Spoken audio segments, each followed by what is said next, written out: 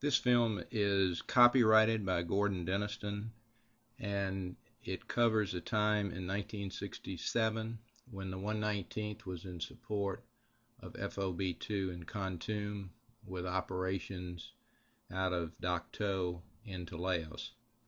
The footage that you'll see includes gunship operations, crews, and includes the Air Force support helicopters that were moving troops and the King B, which is the H-34s that were operated and flown by the Vietnamese. So the footage that you'll see mostly is about Dak To. This is an H-34 that operated by the King Bs, and you'll also see the C-130s and C-123 support aircraft that were operating out of Dak To. There were O-1 observation airplanes. This is a C-123. You'll notice the dark color. The darker color C-123s were used for secret operations, and all of these operations were secret, and the filming was done mostly by me. Some of it was taken by my crew members, either Raleigh Hewitt or Don Gaude or Randy Bender or Pete Markisich. My call sign was CROC 3, and this is footage showing the H-34s flying close formation on us as we were flying into and out of Laos.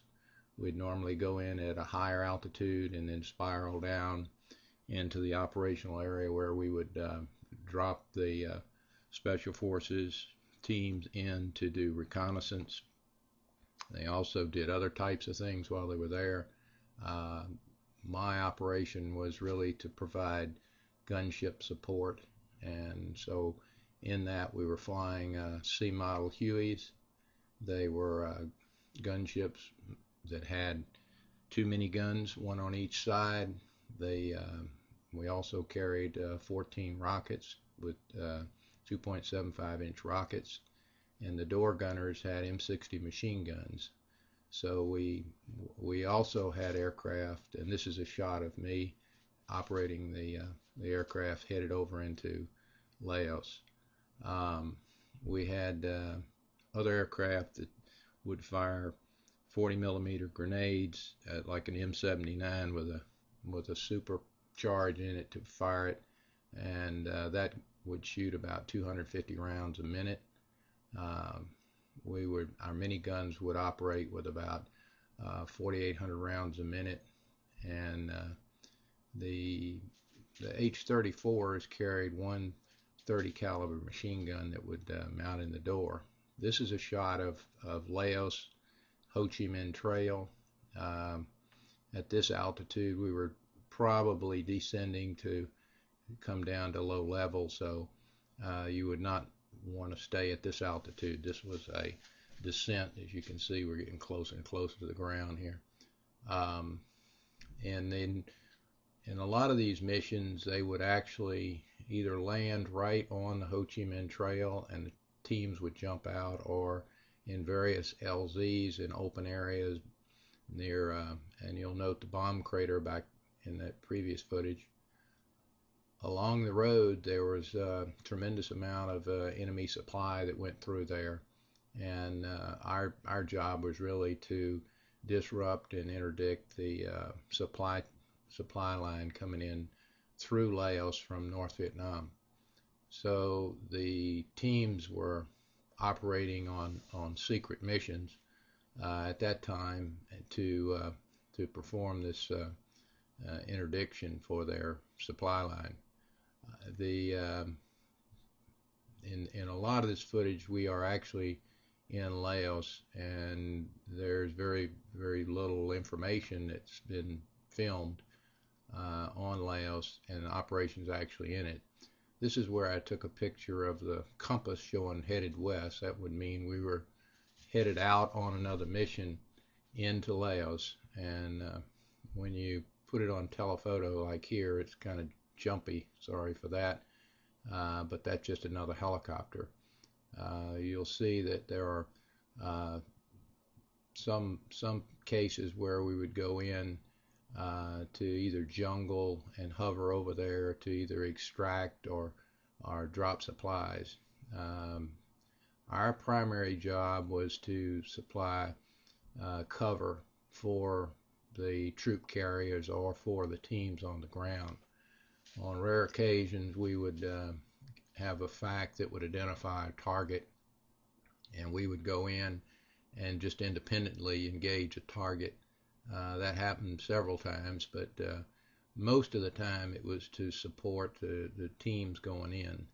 The teams were usually either around a 6 to 8 man team, an American, 1 or 2 Americans, and the rest were indigenous type people who were on these teams. So in the footage here, again, we were over Laos. This shows the C-130s that were supplying, coming into Dak To. Dak To became a supply hub, and Dak To was also used as the supply for the 173rd, who was later in around November and December of '67 that went up on the hill to the behind the Special Forces base and engaged a major battle up there. This shows a helicopter H-34 that had some damage. This is a aftermath of a mortar attack from that area up on the hill near the camp, and you'll see where we took some major hits at this is at Dak To, at the compound in Dak To. You'll see the shrapnel, the damage, the explosions. Many people were injured, and so you can see here that when those mortar rounds came in, or rockets, that they put a big hole in the ground. Here's just an example of one. You'll see where the shrapnel and debris has hit throughout the camp. And this is one of our mortars were used to defend the base, and you'll see that the mortar pits were well organized, and they were very capable of returning fire. This is the inside of the buildings, and it shows you examples. This is another case of where you can see the troops that were walking by that had the North Vietnamese uniforms on and would carry AK-47s. These people were going in, and they would typically look like the enemy and actually go into very close into enemy operations. Here are the indigenous local people that lived at the compound, and we're just walking by. There's a BAR, one of the soldiers is carrying the H-34s and the Hueys, and there's the FAC. Here's a picture of Gordon Denniston and Captain O'Sullivan. Captain O'Sullivan was a team leader, and I was his wing. We would flew quite a few of these missions together. This is the C-130s taken off from Dak To. We would normally wait out at this area for a mission to be called in, and when we got a call, we would head out either to launch with the troop carriers, or if a team got into trouble, we'd load up and head out to the west and go support and lay down fire to support the team on the ground. The teams that were put into these missions were just unbelievable. They would go in to areas that were concentrated enemy locations, regiment-sized locations, and they would sneak around and gain reconnaissance and do all other types of things. This is an A1E that came in and crashed at Dak To. You're watching it as it crashes. That's dust and everything from the crash. The pilot was okay. We ran over, as you can see, I kept filming while I was running here. The A1E is laying there. It had been shot up pretty bad on a mission and was not going to be able to make it back to his home base, so he crash landed at Dak To. As I mentioned earlier, the pilot was okay, and here we are clearing debris. You can see the prop laying there in the runway, and the pilot's in the orange flight suit. So he was immediately picked up and taken back to his base.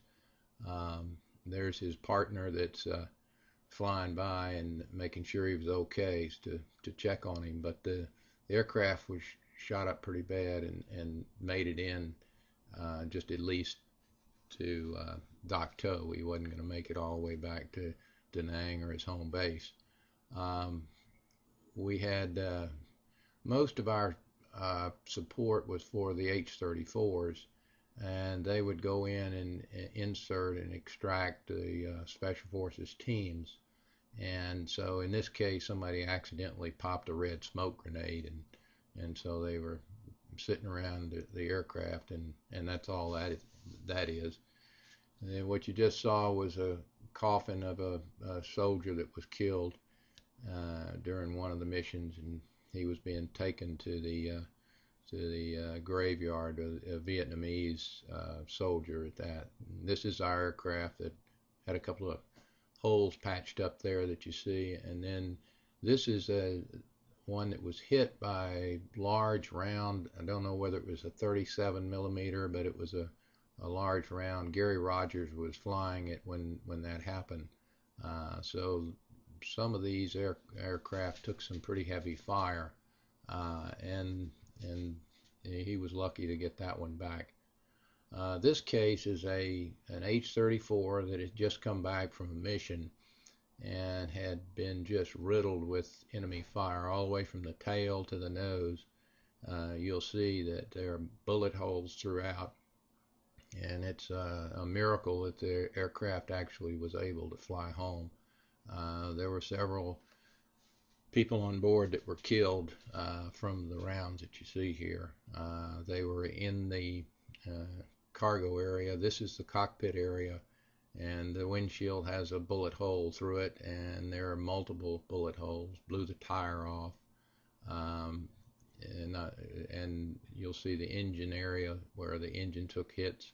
There's another plexiglass hole. This is just actually riddled with bullet holes. I don't know how many the total was, maybe as many as 50 or 100 bullet holes, I don't know, but lots of bullet holes. And this would indicate that they had gone in and extracted a team while the enemy was in close proximity and firing at the helicopter. And the Vietnamese King B pilots that went in there were amazing. This shows an EOD explosion at Kontum, at Pleiku, and this was where you would gather up all the old ammunition and bombs and things like that weren't going to be used, and they blew them all up to get rid of them. So when they did this, they would alert us that it was going to be an EOD explosion, and took my camera out and decided to take pictures of it.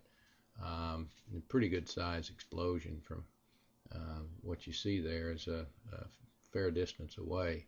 So a lot of old stuff that would come back if there were armament, or sometimes we'd have rockets that got damaged, or things that would get damaged and have to be destroyed. This is the cargo floor of the gunship, showing the trays where all the ammunition for the miniguns would be loaded.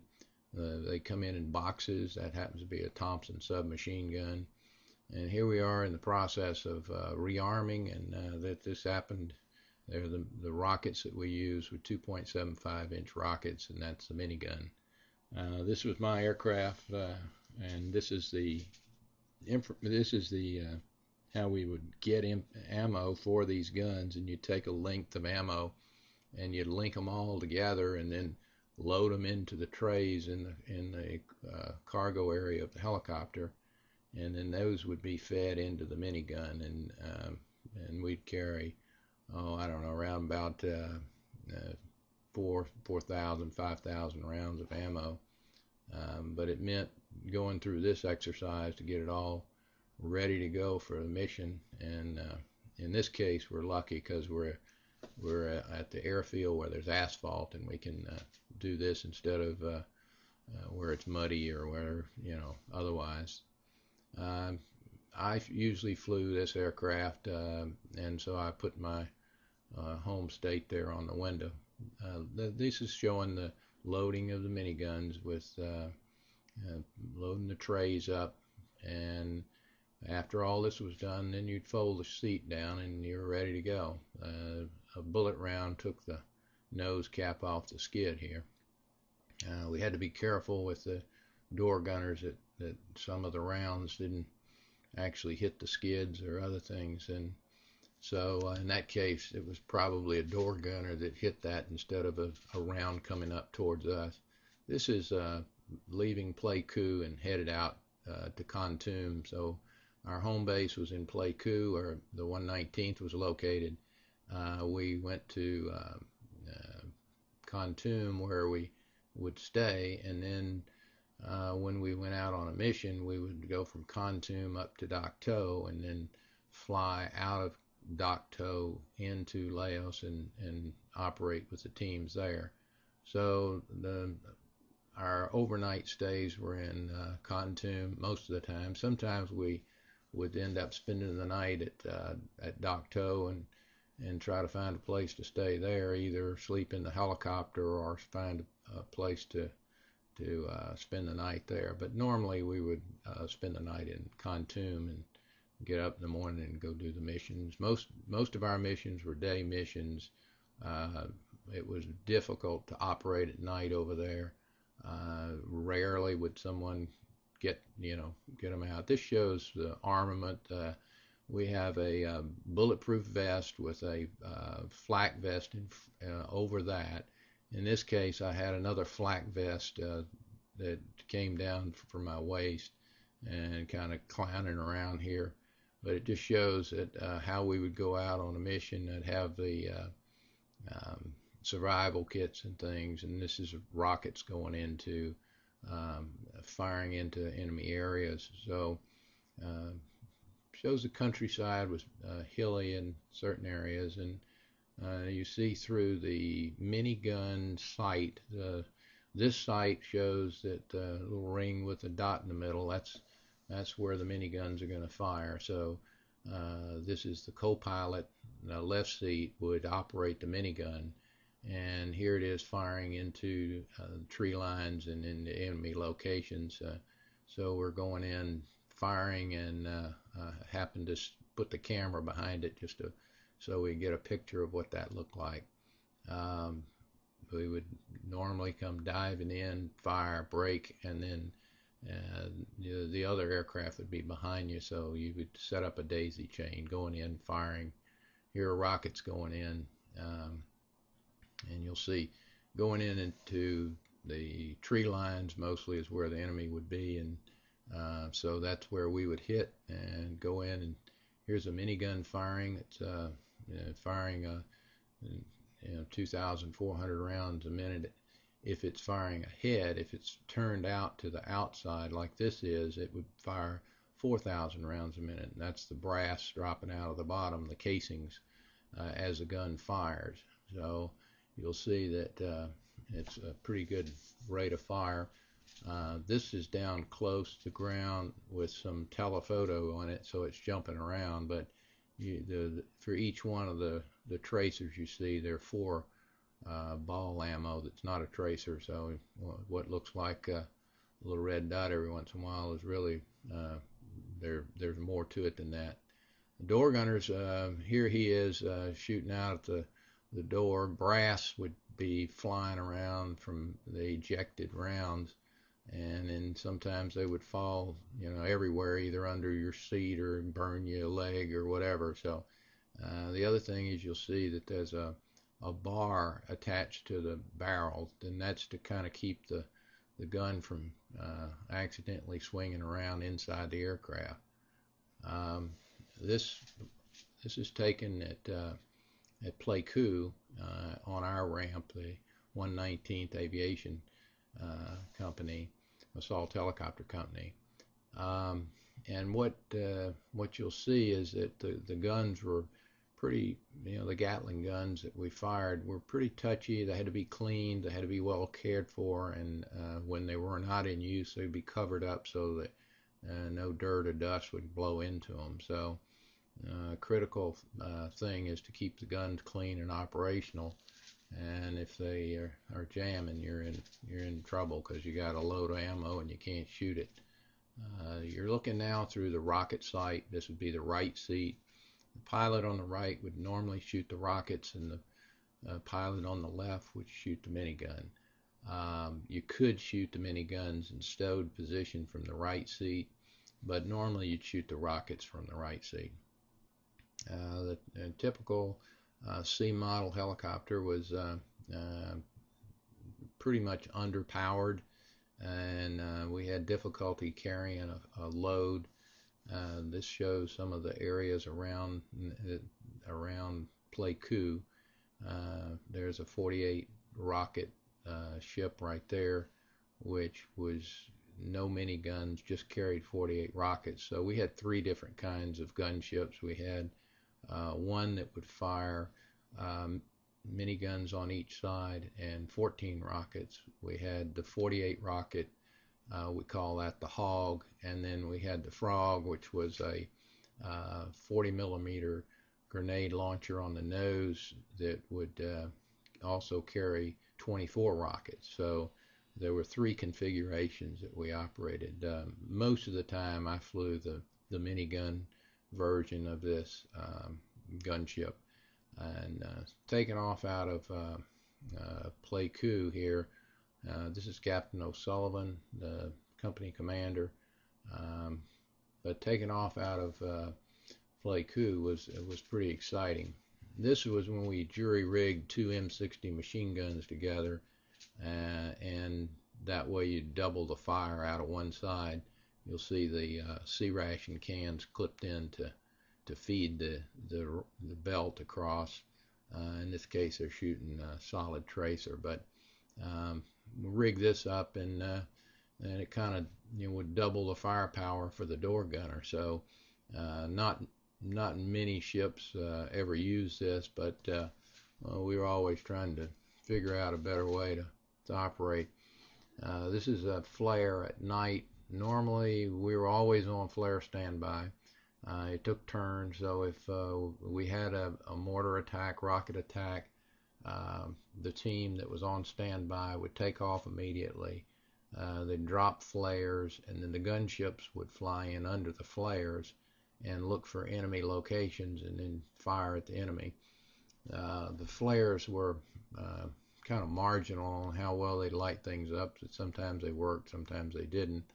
And then what you have to be careful is, after the flare burns out, there's a parachute with a flare that's coming down. So as we flew around, we had to make sure we didn't run into those. So it was pretty dangerous procedure at night to be flying around at night, firing, using flares, and that sort of thing. Here's one of the Army aircraft that later got moved over to the Air Force small cargo plane. They were used in Dak To a fair amount, to come in and bring supplies in. So Dak To started growing in size and getting more and more aircraft and equipment in there. So we ended up with not just Special Forces operating there, but eventually the 173rd moved in there and brought in helicopters and other things, and completely changed Dak To from a little bitty quiet strip to a fairly large operation. about the time they got there was when I was leaving, so most of the time I was there, the 173rd was not there. In fact, when they came in, they had a major battle on a hill that we lost a lot of Americans, and you'll see in this footage where a bunch of troops are coming in and offloading out of C-130s, and they were headed up to up the hill to the area between the base and the airfield, and what I'm showing is that hill where the battle was up at and a lot of the rockets and enemy locations were right up there on that hill looking down on our camp and on our runway. So it was a fairly dangerous area. Here are some of those 173rd troops coming in, unloading, getting ready to go up that hill. The typical infantry unit going up and planning their mission to go up on that hill. This area had been infiltrated by North Vietnamese. We had sensors that we would fly around and pick up with a sniffer to detect people, and we started to pick up heavy concentrations of people from the reconnaissance, and that's why these folks were brought in. And that is the really they were trying to move in to take over Dak To, and this group came in to really counter that North Vietnamese advance. Here you see just the typical runway with fuel and revetments. Gun crews would typically sit around and wait until the mission's called, and then you load up and go, and everything has to be ready on a moment's notice. So this is a picture of a bird dog coming in to 01 to come in to refuel and go back out and provide forward air support for the folks on the ground. So they'd spend a good bit of time out there where our time on station was limited. We couldn't stay out in the mission area very long because we were one load of fuel, and that was and our duration on target was much less. This is just a picture of the highway that's this is not the Ho Chi Minh Trail. This is just in Vietnam, showing the mountains and weather and things like that. So here is another view of the road going between Pleiku and Kontum, truck convoys, and occasionally we would fly over the truck convoys if there had been reported trouble along the road, and look for enemy locations. And so occasionally we would just land out at a unit. In this case, we would be supporting a unit in the field, not special operations or special forces teams. This would be a regular infantry unit out in the field. And so we would land, rearm, refuel, and head back out in support of them. This shows the gun sight handle. There's the handle that the co-pilot would use to guide and aim the gun and then fire it. And this is just showing how we would fly. Normally you'd be flying at very low level or at a fairly good altitude. So our normal operation was fly low level everywhere. And when I say low level, that means down between the trees or as low as you can go. This gives the enemy less chance to shoot at you. So it's the safest way to travel. Although it may seem you're closer to them, it's actually harder for them to hit you when your relative speed is faster. There's the gun sight for the co-pilot on an arm that dropped down, and the handle with a little sight. And here we are just flying again low level, and that's what it looked like from the back cargo area. And here you have a door gunner either would have an M60 that was free-handed or hanging by a bungee cord. So they would shoot them either way. It was depending on their preference of the way they wanted to fire. So you'll normally see a bungee cord hanging there, and if they have the gun hooked on it, then they would do it that way. And in this case, you'll see how low we are in flying. Usually around 120 knots is about our speed, and if we could dive in from, and then you would go in at a much higher speed. This is that's a picture of me flying, and here is just low level flying, and so it was either low level or coming in on runs and things like that. So we covered a lot of different kinds of missions, and most of the time we were in support of regular units on air assaults and things like that, and then we were assigned to Kontum. Just a couple of aircraft were sent up, and it was a secret mission as far as we were concerned. We didn't talk about it. Our unit commanders knew very little of what we were doing. In fact, people didn't really know what we were doing, and there was very little information on how we operated, our tactics and things like that. So flying in that mission in Laos, the tactics changed a fair amount from what you would have as a normal mission because of the extremely intense ground fire. So it was a challenge to be able to get in and out without getting hit and shot down. So when you're operating in that kind of environment versus where a case where they may shoot at you, occasionally, you operate differently. And this shows a smoke grenade hanging there. The typical crew would carry a smoke grenade like that. So as soon as they took a round or we got shot at, that smoke grenade would be thrown out and mark the location, and then when we came back around, we would just note, where's the red smoke, and then we knew where we were going to go back in and return fire. Most of the time, by the time they shoot at you, you're already gone, and it's important to note where exactly. This is the rocket sight in the right seat, and this just shows the instrument panel area, and here are some Montagnard villages.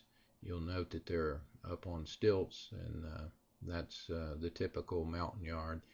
And in this case, we're flying gun support for troop carriers. You'll see we're headed over on a mission, and so our job was to provide gun support. Now they're going in carrying troops, and we're going in ahead of them, and you'll see we're starting to prep the LZ here with minigun and rocket, and they're going to land on that little clearing on the top of that mountain, and we're going to go in and take out anybody that's down there that we can to get them, so that they're not just sitting there waiting for the slicks to come in to bring the troops in.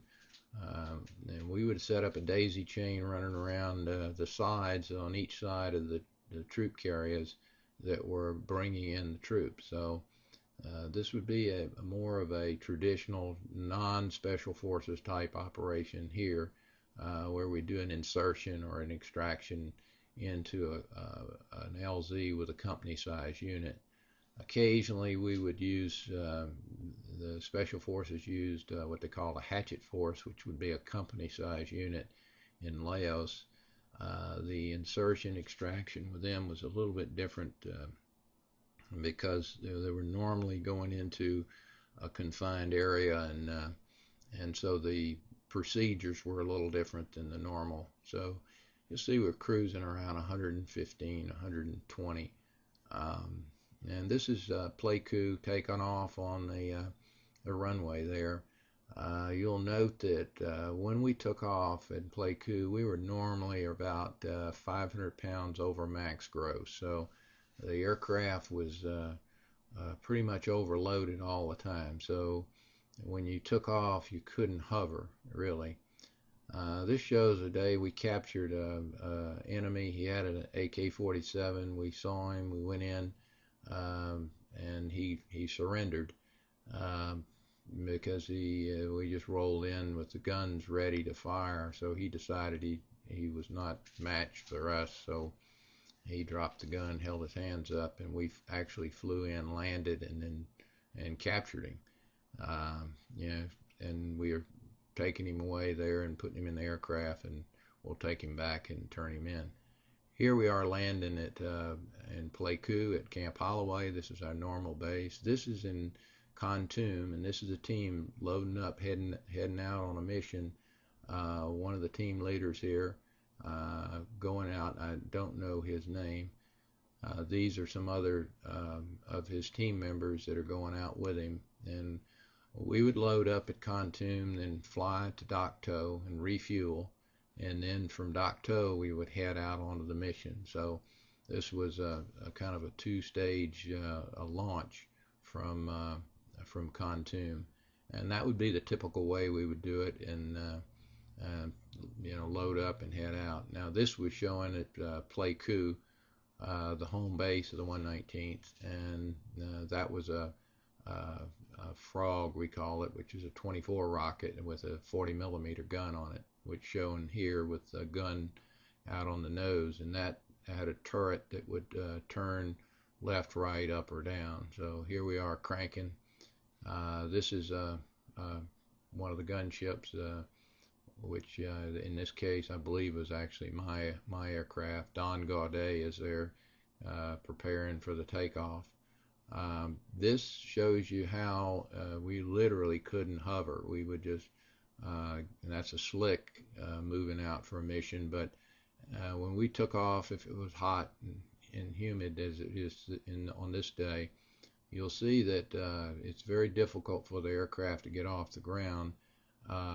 Depends on how much fuel and ammo you have on board and whether you can get it in the air. So in this case, you'd actually let the crew walk out to the runway, and then you would hover over, and then as you see the takeoff here where you do a running takeoff, and be sliding on the skids as you go down the runway to reach translational lift, and then you would get enough lift to get off the ground. It just depends on the amount of ammo and fuel and the load on the aircraft. Some flew a little bit better than others, and here we are rolling, sliding down the runway, getting ready to take off like the others did and go out on a mission. In this case, we would probably be headed to Kontum and going out on a mission, or being assigned up to Dak To and working out of there. This is showing the mountains and clouds and a little bit of weather that's moving in. The weather presented a major problem in flying over there, because if the weather moved in, you just basically couldn't go out and operate. Mountains everywhere, and if you lost visibility, you were in trouble. And here we are back at Dak To, some of the children of the forces that were working with special forces, and this shows the perimeter with the fence. Our aircraft were actually based outside the fence, so at night we had to leave someone out there, either the crews or the whole crew or some of the crew, to make sure that no one came in and blew up the helicopters. And so here you are, where you're at night. If you stayed up there, which we tended not to do, you were really not protected. You were just outside the perimeter, and just hoped that nobody came in and did something to you at night. Now, the hill behind you, this base, is where the major battle took place, and we took a lot of enemy fire from that hill, from rockets and mortars. The 119th gunships were called Crocodile. My call sign, Crocodile 3. This shows the aircraft just standing on standby. They're ready to go on a mission. Here we are back at Kontum with one of the gunships that's circling to come in to land. This is a F model Huey that the Air Force pilots had. And the F models were troop carriers, but had a minigun mounted in the door. They weren't your typical gunship. They did have one minigun, which gave them quite a bit of firepower. They were the Green Hornet call sign, and we worked with them a fair amount. Most of the time we work with the Vietnamese pilots, but in this case you'll see a lot of the Air Force helicopters there also. This is the 40 millimeter, and here goes a team out again. You'll see they're all in North Vietnamese uniforms, carrying AK-47s, have North Vietnamese web gear, and so they would go in with either silenced 9 millimeters or weapons that they were going to use in any number of different types of weapons. But a team consisted of one or more Americans, but mostly indigenous troops that were Montagnards or other nationalities that supported us. And the building back in behind that aircraft there was where we would normally sleep up there. As you know, we just had an area where which was for the air crews, where we slept. The compound had a perimeter berm around it, and you'll see the bunkers and perimeter there. And on occasion we would have mortar attacks, or we would have an attack, but generally we were fairly secure there, much better than at Dak To. And again, this is a mountain where there's fire going in. This is some of the jets were dropping bombs here, so this is another case of where they were bombing, and we would go in either before or after that and strafe and shoot rockets, and then the jets or A1Es would come in and put in a lot heavier firepower than we had. This just happens to be the plateau flying along up in the Kontum and Dak To area. And missions were fairly short. I mean, we had to go out, stay a little bit of time on station, and come back, and usually it was always a question about, are you going to have enough fuel to make it back? So we were limited on fuel, and so here we are, another gunship coming back in to land at Kontum, in the compound in Kontum. You'll see that the crew was leaning out the door, putting the safety rod on the minigun so that it wouldn't accidentally fire. We had little landing pads. The area was, depending on the weather, but it was muddy around there, and so we had little tin on the ground that we'd land on so we could not sink down in the mud. Those were Air Force Green Hornet F model. Here's the bunkers that surrounded the base at Kontum. There's an Air Force helicopter. You can tell by the coloring. In this case, we took a round. I took a round right through the nose, went through, hit my pedal, and then ended up hitting the bottom of my seat. Didn't hurt anybody. This shows Captain O'Sullivan shooting an old World War II German machine gun. We had all kinds of guns we used. This was an okay gun. It would jam every once in a while, but here I am shooting the gun at Dak To. There was a little firing range. It was nothing more than a little berm set up that you could go out and shoot any kind of weapon you wanted to. Downrange was basically just clear area to shoot, and here we are kind of showing off for the camera, shooting a machine gun. They were kind of fun to shoot in a pretty good little machine gun pistol if it didn't jam. And so we would normally not use a gun like that. Normally we'd carry a M16 and a 45 the crew had. So that was our normal equipment that we carried. Sometimes you'd have a Thompson or one of those German machine guns. This shows a little flyby where the crews coming back from a mission, got information on the FAC. Usually the FAC's call sign was a Covey, and we're lighting smoke grenades there and making a streamer and coming in and doing a little flyby, kind of impromptu type little thing here, just to kind of break the monotony of things. But shows the gunships coming in and breaking. You can always spot the gunships by the pylons that stick out on the side, and there's a good view of where the miniguns and rockets were hanging off the side. A slick wouldn't have that. The slicks were designed to carry troops and cargo and supplies and things like that. Here's the fact. Here we are coming back from a briefing, getting ready to go out on a mission. Captain O'Sullivan and I'm in the back of the Jeep. And we're at Dak To, and so we go in, get the briefing, come out, and go fly the mission. Here's just another C-130 coming in and bringing cargo in. There's a good bit of that. I just went out on the runway and stood by the edge of the runway and ran the camera, so I guess the pilots wished I wasn't there, but thought I'd get some movies of it to let you see what that looks like. All this took place in 1967. So the folks we were in support of there were the ones that were operating there. Some of their call signs were snake, squirrel. Shriver was also there at the time.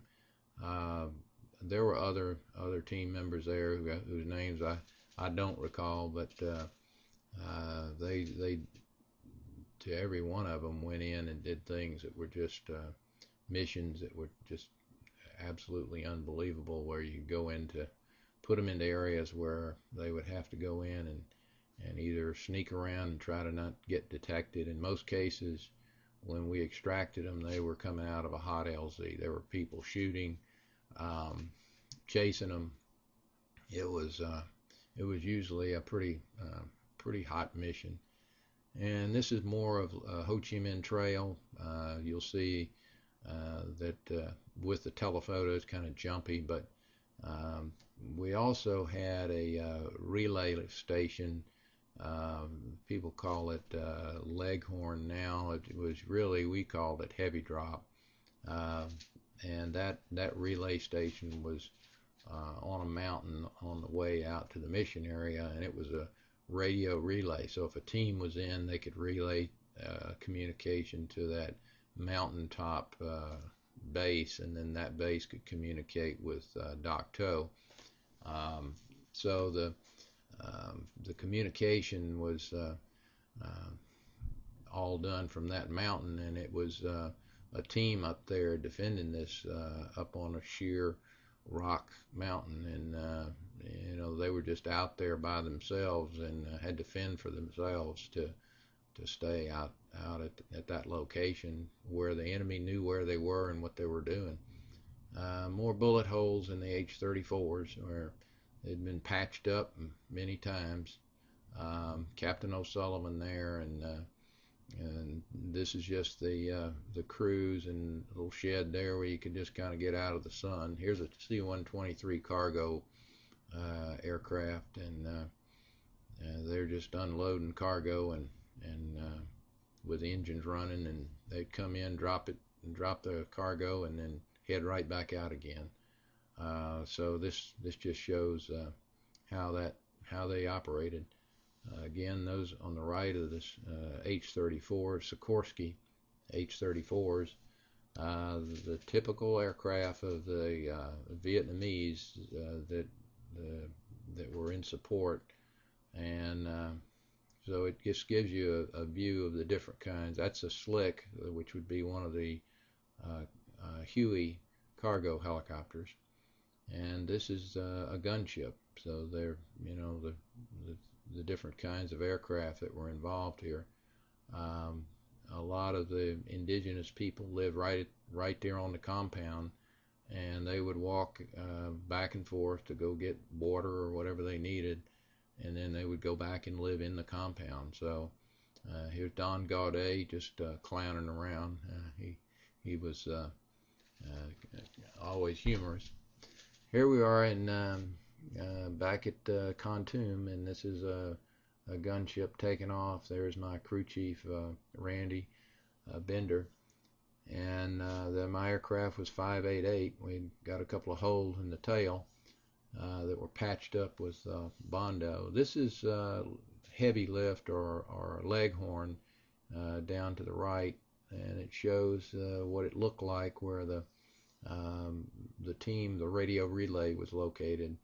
So as we would go out on a mission, it was right in line with our line of flight on most missions. So we would fly over them on the way out and on the way back. There's what the mountain looked like.